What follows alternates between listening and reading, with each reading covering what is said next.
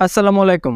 অনেক সময় দেখা যায় আপনার ফোন দিয়ে গুরুত্বপূর্ণ কোনো কাজ করার প্রয়োজন পড়ল, বাট ওই মুহূর্তে আপনার ফোনে এমবি নেই। পক্ষান্তরে দেখলেন আপনার বন্ধুর মোবাইলে যথেষ্ট পরিমাণে এমবি আছে। এখন আপনি চাইলে কিন্তু আপনার বন্ধুর মোবাইল থেকে এমবি আপনার মোবাইলে শেয়ার করে আপনি আপনার প্রয়োজনটুকু মেটাতে পারেন। কিভাবে এই কাজটি করবেন চলুন দেখে আপনাদের। ভিউয়ার্স, এখানে আপনারা দুইটা মোবাইল স্ক্রিন দেখতে পারছেন, একটা আমার এবং একটা আমার বন্ধুর। আমি আমার বন্ধুর মোবাইল থেকে ইন্টারনেট শেয়ার নিয়ে আমি আমার সোশ্যাল মিডিয়ায় যে কাজটুকু আছে সেই কাজটুকু সারতে পারবো। এখন প্রথমে আমাকে যে কাজটি করতে হবে সেটা হচ্ছে আমি আমার বন্ধুর মোবাইল থেকে সোজাসুজি সেটিংয়ে যাব। সেটিংয়ে আসলে দেখতে পারবো এখানে নেটওয়ার্ক অ্যান্ড ইন্টারনেট, এখানে ক্লিক করব। এরপর এখানে দেখতে পারবেন হটস্পট অ্যান্ড টেদারিং, এখানে ক্লিক করবেন।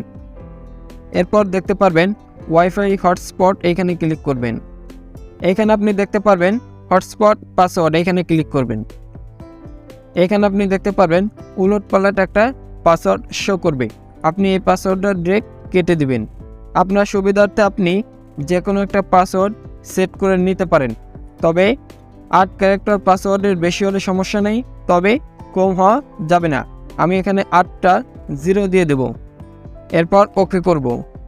এরপর দেখতে পারবেন হটস্পট নেম, এখানে ক্লিক করবেন। এখানে দেখতে পারবেন মোবাইলের মডেল শো করছে, এইটাই থাকবে। এখন যে কাজটি করবেন, এই যে অফ লেখা দেখতেছেন, এই হটস্পট অন করবেন। অন করার পর মোবাইলের শাটার টেনে আপনি আপনার মোবাইলের ডাটা কানেকশন অন করবেন।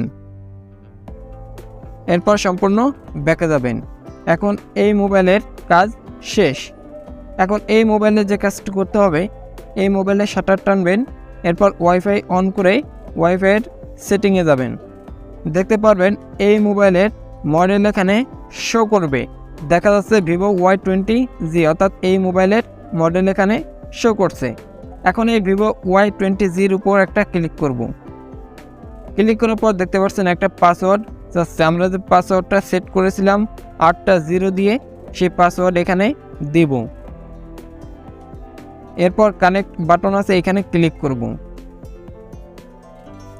দেখতে পারবেন উপরে ওয়াইফাইয়ের যে চিহ্ন সেটা কিন্তু চলে আসছেন, এবং এই মোবাইল থেকে এই মোবাইলে এমবি কিন্তু শেয়ার করা হয়ে গেছে। এখন যদি আমি ডিরেক্ট ইউটিউবে যাই, এখন দেখতে পাচ্ছেন এখানে কিন্তু ইউটিউব চলতেছে, ঠিক আছে।